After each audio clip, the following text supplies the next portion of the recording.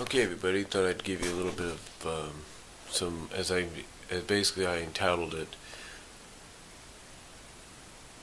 Sonic News and Notes. They came out of the New York Comic Con today or yesterday, depending on when you see this video and it's uploaded. That being October 10th, 2013. And again, that's October 10th, 2013. And again, depending on when you see this, it's either today or tomorrow. And the links will be provided down below to the information where you can find it. But basically, the news that came out of the New York Comic Con today, specifically the Sonic panel, is this.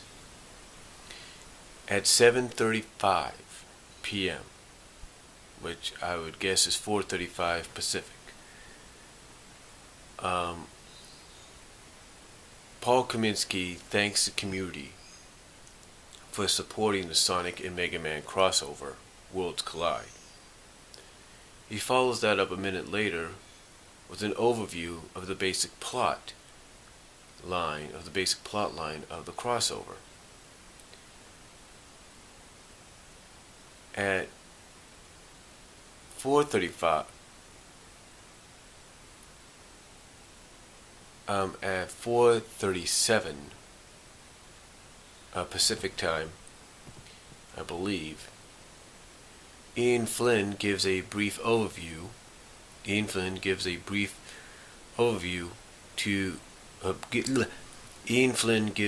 overview of Countdown to Chaos to laughter and applause from the audience.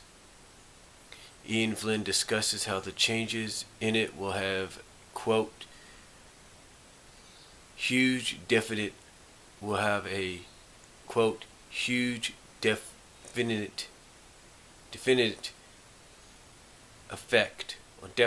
effect on the canon of Sonic going forward. So in other words, what happens in Countdown to Chaos will basically play a huge part in the canon for the comic down the line. Again, I'll provide a link down below so you guys can read this yourself at your leisure if you want to. And then at 4:38 Pacific time, Ben Bates did a series of 4 comic covers that all link together. Paul Kaminsky encourages the community to email Archie and request a poster of these covers put together. In other words, a poster of that, which I wouldn't really mind.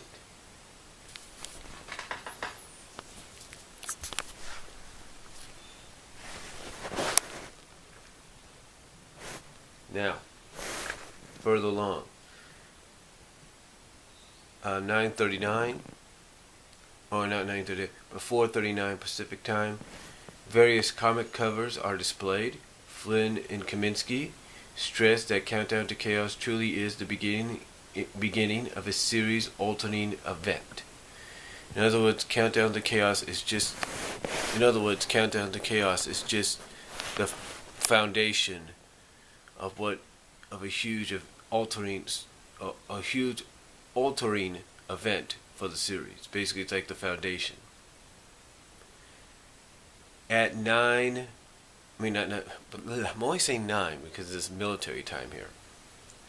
But at 4:40 p.m., Paul Kaminsky debuts issue 257, in which the Freedom Fighters return. And I could show you that right here.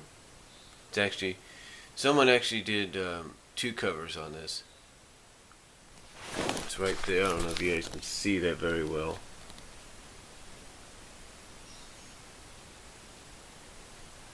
That's one of the covers.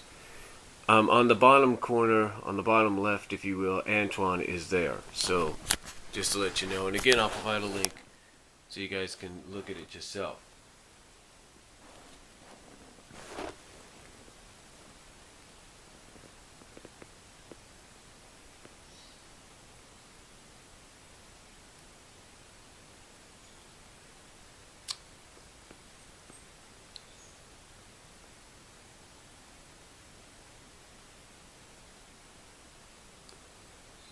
Okay, what was I? Then at 4:41 Pacific time, according to Ian Flynn, the freedom fighters have stopped functioning. Well, basically, Ian Flynn explains at 4:41 Pacific time that the freedom fighters have stopped functioning as a team. It is time to put the team back together and get them back into their old habits. Kaminsky notes that Sally is not metallic this time around. She's not metallic.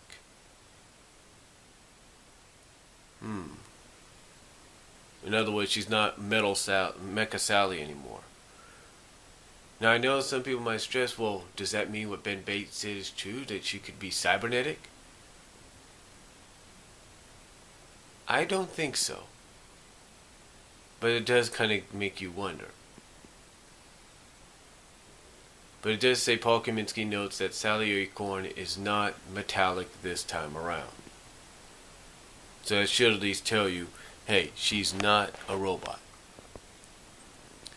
Around the same time frame, exclusive pages of 254 are shown. At 4:42 Pacific time, uncolored pages from 255 are shown. At around the same time frame, the panel turns to Sonic Universe, which is becoming Archie's most successful Sonic spin-off series of all time. At 4:43 p.m., the Pirate Plunder Panic series of Sonic Universe is shown, which ends at issue 58 of Sonic Universe.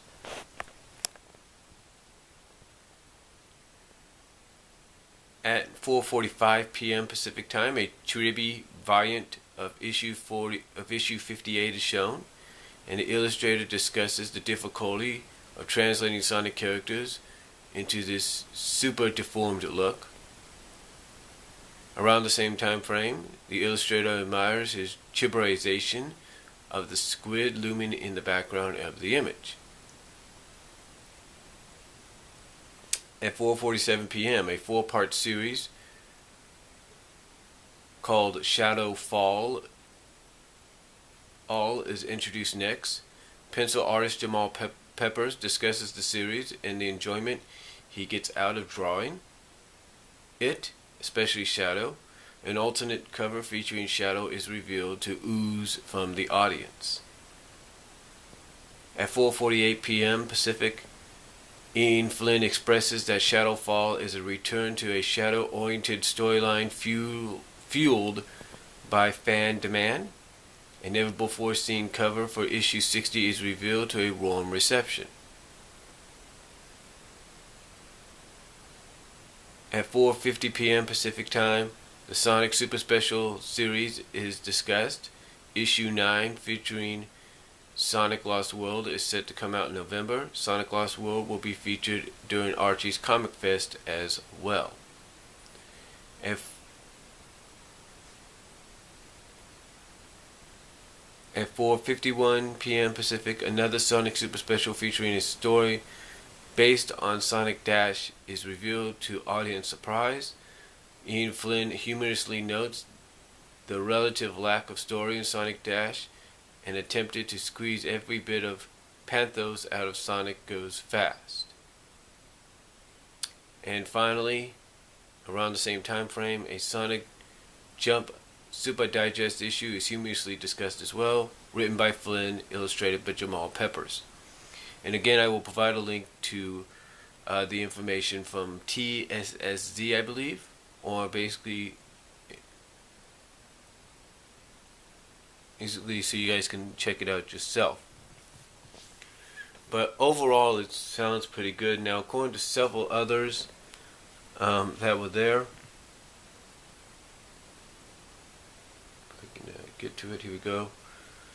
There are some other things that came out of it. One thing that I think was discussed, that wasn't mentioned here but was discussed, and this was courtesy of Fans United for SatAM.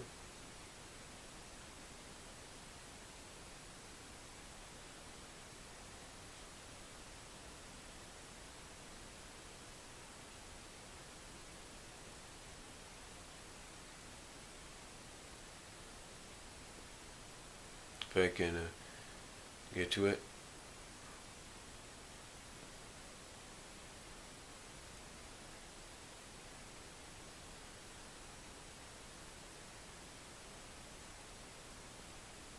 Okay, here it is.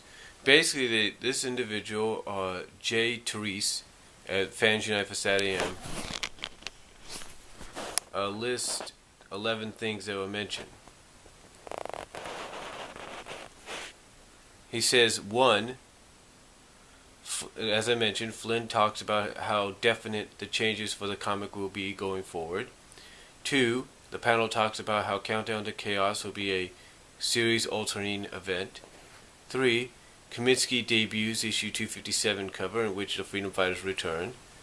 4, according to Flynn, the Freedom Fighters have stopped functioning as a team, and he's trying to get the team back into old habits. 5 pages from 254 and 255 are shown. 6, they discuss and show off Shadow Fall, a new shadow-oriented story starting with Sonic Universe 60. 7, they debut Sonic Universe 60 cover in Valiant.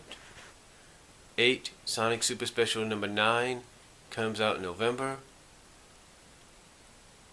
9, it is revealed that a Sonic Dash story will be in the next Sonic Super Special magazine. 10, the Sonic Jump story adaptation is talked briefly as well. And then number 11, it says right here, and again you can find this at TSSZ, it says at the very end of the panel, Ian says that, quote, technically we will see Mecha Sally again, unquote. And he discusses why putting Hypersonic in the comic is difficult.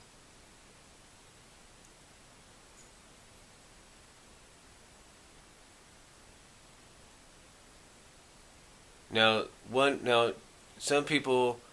person responded that they're not kind of too thrilled about a Mecha Sally return.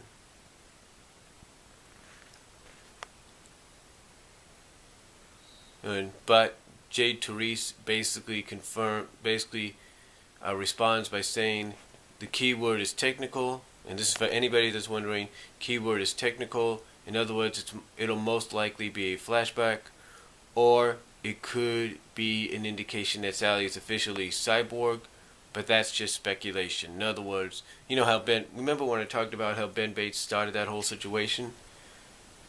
Well, technically, it's flashback-wise.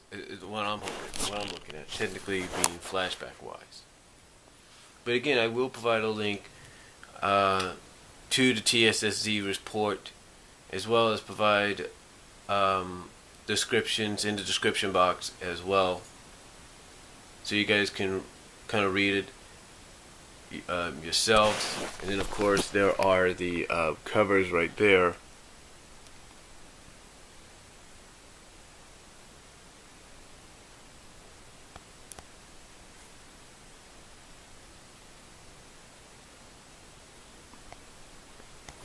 I'm sure one of the things people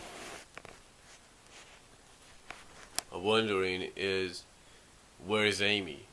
Well, if it's just focusing mainly on the Freedom Fighters being back together, I think what Ian Flynn is doing is mainly the core Freedom Fighters.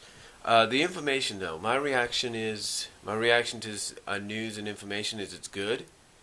I look at this 257 cover, and I say to myself, well, I've got another cover that's going to be downloaded and framed and probably put up there somehow along with the other two. So I'm definitely looking forward to that. But that's basically what 257 is.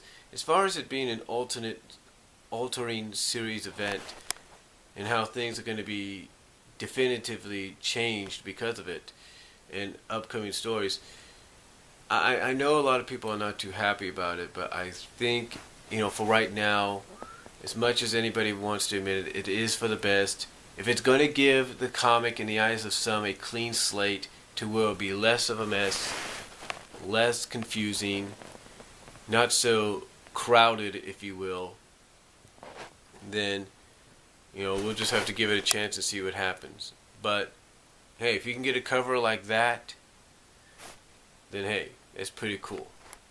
And a cover like that and indicating that they will be back, that's pretty cool. Now, as far as technically Mecha Sally returning, again, I definitely think we're gonna be looking more at like flashbacks, maybe some nightmares and all that that she'll have in future issues and all that. So that's what I'm thinking as well. But if it is indication that she is partially cyborg, like Monkey Kong, if you will, it's going to be a little bit like, okay, give us an explanation why, and hopefully they will. But I don't think so. I think, as John Therese said, or Jay Therese said, in their panel, in basically their response to it, their overview of it, it's more technically a flashback than anything. So we'll just have to wait and see. And I don't think Ian Flynn will want to. I mean, and let's be honest, I don't think Ian Flynn will want to do something like that. Do the whole, technically she is still mecha, but she's more cyborg, more cybernetic, like Monkey Kong. After what he's just put a lot of the fans through, and even himself admitting that the whole saga with Mecha Sally was not as good as he was hope it would be. So I don't think he'll want to revisit that. And if this is supposed to be like a clean slate, and basically it seems like a lot of what's going on takes place probably before 225 or whatever, then so be it. But we'll just have to wait and see. But again, I do agree with John Therese, and I think anybody else watching this and reading this will agree. It's technically probably more of a flashback than anything. So, but that's just my thoughts. I think it's great news. Good. It's not. I'm glad they talked about Shadowfall a little bit and how and what it's going to be about. So I appreciate that they came out and thanked the community, the fan base, for supporting the Worlds Collide. I mean, heck, I'm getting the last few issues of it. Well, some of the issues I've been missing for it tomorrow, technically, in the mail. So, but